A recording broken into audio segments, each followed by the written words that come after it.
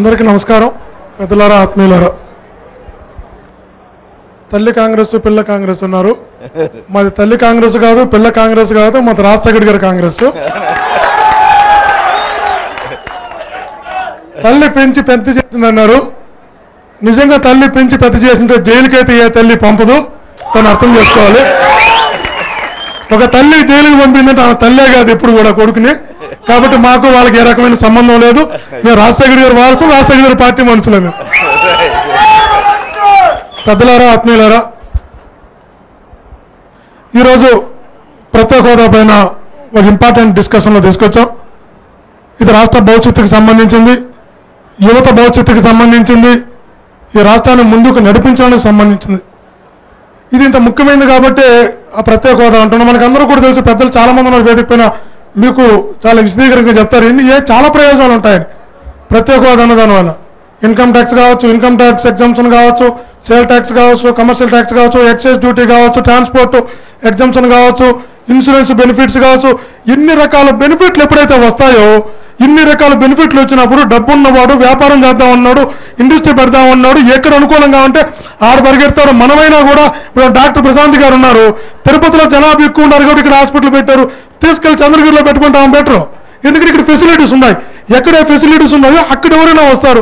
మీకు ఎగ్జాంపుల్ ఉత్తరాఖండ్ తీసుకోవచ్చు. ఉత్తరాఖండ్లో కేవలం ప్రత్యేక హోదా ఇచ్చినటువంటి 3.5 సంవత్సరాల్లో 35,000 కోట్ల రూపాయలు పెట్టుబడి పెట్టారు. 32,000 పరిశ్రమలు వచ్చాయి. 2.5 లక్షల మందికి ఉద్యోగాలు వచ్చినాయి. హిమాచల్ ప్రదేశ్ చిన్న కొండల గుట్టలను హిమాచల్ ప్రదేశ్లో ప్రత్యేక హోదా ఇస్తే 2.5 సంవత్సరాలు 14,000 పరిశ్రమలు వచ్చినాయి. ఆటోమేటిక్గా ఉద్యోగాలు వస్తాయి, ఆటోమేటిక్గా భవిష్యత్తు ఉంటుంది. నేను అడుగుతున్నా, ఒక వ్యక్తి వస్తాడు మన దగ్గరికి సహాయం చేయమని, ఒక వ్యక్తి సహాయం చేయమని మన దగ్గరికి వచ్చినప్పుడు మనం ఏమంటాం? ఒక 5,000 10,000 కావాల్సి కింద ఇచ్చి పంపిస్తే వారానికి తినేసే తర్వాత అడక్కి తింటాడు. అదే వాడికి ఉద్యోగం ఇప్పిస్తే వాడు రిటైర్ అయిన తర్వాత భార్య పిల్లలు పోషిస్తాడు. సాయం అన్నది ప్రతి అప్పటికప్పుడు ఇచ్చే సాయము. హోదా అన్నది ఉద్యోగం లాంటిది. ఒక ఉద్యోగం వస్తే ఎప్పుడు కూడా ఇతను కలిసే ఉంటాడు. అతను పిల్లలు బాగుపడతారు. ఈ చిన్న డిఫరెన్షియేషన్ అంతే. మనం హక్కుతో పోరాడదామా, అడుక్కుతుందాం అన్నప్పుడు ఆలోచించాలి. మన పెద్ద కొందరు మామూలు మనం పల్లి భాషలో చెప్పాలంటే ప్రత్యేక సహాయానికి హోదాకి తేడా ఏంటంటే, సహజంగా మన పల్లి భాషలో చెప్పాలంటే భారీ లాంటిది ప్రత్యేక హోదా. అంటే ఎందుకంటున్నానంటే తప్పుగా మాట్లాడాలి. నేను ఆ సబ్జెక్ట్ లోకి పోలేదు. నేను ఆ సబ్జెక్ట్ లోకి పోను. నేను ఆ సబ్జెక్ట్ మీరు అనుకున్నట్టుగా సబ్జెక్ట్ లోకి పోను. ఎందుకంటే దాని ఇంపార్టెన్స్ చెప్తున్నాం. ఈరోజు అడుగుతున్నాం, మీద కొత్తగా ఏది అడగడంలా. ఏదైతే ఎన్నికల హామీ ఇచ్చారు, ఏదైతే తిరుపతి వెంకన్న సాక్షిగా హామీ ఇచ్చారు, 5 సంవత్సరాలు కాదు 10 సంవత్సరాలు కావాలని పార్లమెంట్లో నినదించారో, ఏ బీజేపీ పార్టీ అయితే తెలుగుదేశం పార్టీ కలిసి వాడికి పట్టణానికి వీధికి ఇంటింటికి పాంప్లెట్లు పంచారో హోదా అవసరమని, వేషాలు వేశారో వేషధారణలు వేశారో పార్లమెంట్లో ప్రత్యేక హోదా కోసమని, ఏ అసెంబ్లీలో అయితే తెలుగుదేశం పార్టీ ముందుండి మేము తీర్మానం పెడుతున్నాం ప్రత్యేక హోదా కావాలని చెప్పి తీర్మానాలు చేశారో, ఇవన్నీ ఏమైనా అడుగుతున్నాం. ఒక్కసారి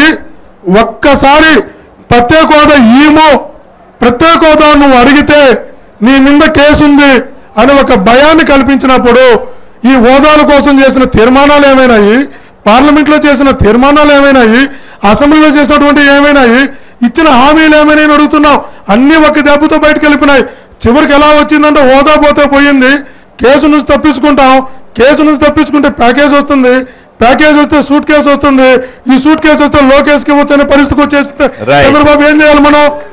నేను ఒక్క ఆలోచించాలి. ఈరోజు తెలుగుదేశం పార్టీ ఎలా తయారైందంటే పైన బీజేపీ ఉంటే చాలు, కింద డీజీపీ ఉంటే చాలు అనుకుంటున్నారు. పైన బీజేపీ ఉంటే తన కేసులను తప్పించుకోవచ్చు, కింద డీజీపీ అంటే విద్యార్థులను వదలకుండా మమ్మల్ని అంటే పక్కన పెట్టండి, మిమ్మల్ని కూడా వదలకుండా లోపల వేయచ్చు. పైన బీజేపీ కింద డీజీపీ ఉంటే చాలు అనుకుంటే కుదరదు కదా. ఈరోజు ప్యాకేజ్ గురించి చెప్తున్నారు. ఎక్స్టెన్షన్ ఎయిడెడ్ ప్రాజెక్టులు ఇస్తాము ప్యాకేజ్తో అంటున్నారు. 14th ఫైనాన్స్ కమిషన్ యాక్సెప్ట్ చేయదు అంటున్నారు.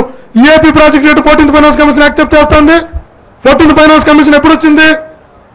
14th ఫైనాన్స్ ఎప్పుడు దాకునింది? డిసెంబర్ 31, 2014 వరకు ఉంది. ఒకటే గుర్తుపెట్టుకోండి, ప్రత్యేక హోదా అన్నది it is not a constitutional decision, it executive decision. ఇది ఎగ్జిక్యూటివ్ డిసిషన్ తప్ప అది కాన్స్టిట్యూషనల్ డిసిషన్ కాదు. ఇప్పుడు భారతదేశంలో ఇచ్చినటువంటి 11 రాష్ట్రాలకు సింగిల్ స్ట్రోక్ ఆఫ్ పెన్నుతో ప్రధానమంత్రులు ఇచ్చిందే తప్ప పార్లమెంట్లో పెట్టింది కాదు. ఇది ఎగ్జిక్యూటివ్ డిసిషన్ అయినప్పుడు మీరు ఎందుకు కాన్స్టిట్యూషన్ తీసుకొస్తున్నారు? కాన్స్టిట్యూషన్ రిజిస్టర్ కింద తీసుకొచ్చి ఇవ్వడానికి లేదు, చట్టంలో లేదు అంటున్నారు. ఓకే, చట్టంలో లేదు. ఇప్పుడు చట్టాన్ని 122 సార్లు మనం సవరణ చేశాం.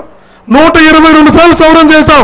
60 సంవత్సరాలు ఉన్న ప్లానింగ్ కమిషన్ కాస్త తీసేసి నీతి ఆయోగ్ పెట్టాం. చట్టాన్ని సవరణ చేసుకోవచ్చు కదా, ఎందుకు చట్టాన్ని సవరణ చేయలేకపోతున్నారు? చట్టం సవరణ చేయాల్సిన అవసరం కూడా లేదు. ఒకటే మీ ద్వారా చెప్తున్నా, 11 రాష్ట్రాల్లో ఇచ్చారు. ఒక గొప్ప విషయం ఏంటంటే ఆంధ్రప్రదేశ్కి పార్లమెంట్లో బిల్లు పెడితే 12 ప్రధాన పార్టీలు ఆమోదించాయి. భారతదేశంలో ప్రముఖంగా ఉన్న 12 జాతీయ పార్టీలు, నేషనల్ పార్టీలు, రీజనల్ పార్టీలు ఆంధ్రప్రదేశ్కి ప్రత్యేక హోదా ఇవ్వడానికి మేము సిద్ధంగా ఉన్నామని చెప్పినప్పుడు మీకెందుకు బాధ అని అడుగుతున్నాం. ఒకటే మీ ద్వారా తెలియజేస్తున్నాం. 14th ఫైనాన్స్ కమిషన్ అంటున్నారు. 14th ఫైనాన్స్ కమిషన్ ఏమన్నా ప్రధానమంత్రిని చేసిందా? మోడీని, చంద్రబాబు నాయుడు ముఖ్యమంత్రిని చేసిందా? ప్రజలు ముఖ్యమంత్రి చేశారు. 14th ఫైనాన్స్ కమిషన్కి హక్కు కూడా లేదు. అభిజిత్ అని చెప్తాడు 14th ఫైనాన్స్ కమిషన్ ఎక్కడ కూడా ప్రత్యేక హోదా ఇవ్వద్దని మేము చెప్పలేదు అని. అది కేవలం క్యాబినెట్ డిసిషన్ చేశారు. మార్చి 2వ తారీఖు 2014 క్యాబినెట్ డిసిషన్ అయింది. క్యాబినెట్ డిసిషన్ అయిన తర్వాత అది సుమారుగా ఎప్పుడు దాకా ఉంది? మొన్న నీతి ఆయోగ్ వచ్చేంత వరకు ఉంది. ఏప్రిల్ 1వ తారీఖు నీతి ఆయోగ్ వచ్చేంత వరకు ఈ క్యాబినెట్ డిసిషన్ ఉంది. 1 year ఎందుకు ఇంప్లిమెంట్ చేయకపోవడం కారణం ఏంది? ఒకటే అడుగుతున్నా. చేయకూడదు అనుకున్నప్పుడు చాలా కారణాలు ఉంటాయి, చెయ్యాలనుకున్నప్పుడు ఏదైనా చేయొచ్చు. ఆలోచించే మనసును బట్టి ఉంటుంది, సాయం చేయాలనే ఆలోచన బట్టి ఉంటుంది. బట్ మీకు ఒకటే స్పష్టంగా చెప్తున్నాం, ఈ ప్రత్యేక హోదా అన్నది వాళ్ళు వీళ్ళు అనుకున్నట్టు సంజీవనే కాకుండా పోలే. ఇది సంజీవనే. మీ భవిష్యత్తు కోసం, మీ భవిష్యత్ తరాల కోసం అందరం కలిసి పోరాటం చేయాలి. యువత నడుం బిగించాలి. దీనికి సాక్షి ఛానల్, సాక్షి టీవీ కూడా కొంత ముందుకొచ్చి ఈ కార్యక్రమాన్ని నడుపుతున్నందుకు వాళ్ళు కూడా మనస్ఫూర్తిగా నేను విజ్ఞప్తి చేసుకుంటూ ఈ పోరాటంలో ప్రతి ఒక్క యువత, ప్రతి ఒక్క విద్యార్థి ఇందులో పాల్గొనాలని, సమిధులు కావాలని, ముందుకు నడిపించాలని, తెలంగాణ ఉద్యమాన్ని ఎట్లా పోరాడి విద్యార్థులు సాధించుకున్నారో అంత గొప్ప విషయం కాదు ప్రత్యేక హోదా అన్నది. అంతకన్నా చిన్న అంశం. ఒక్కసారి విద్యార్థి లోకమంతా, యువతంతా ఇలా పిడికిలు బిగించి ఒక్కసారి ఉద్యమం అంటూ ముందుకు నడిస్తే ప్రత్యేక హోదా మన కాళ్ళ ముందుకు పరిగెత్తుకుంటూ వస్తుంది.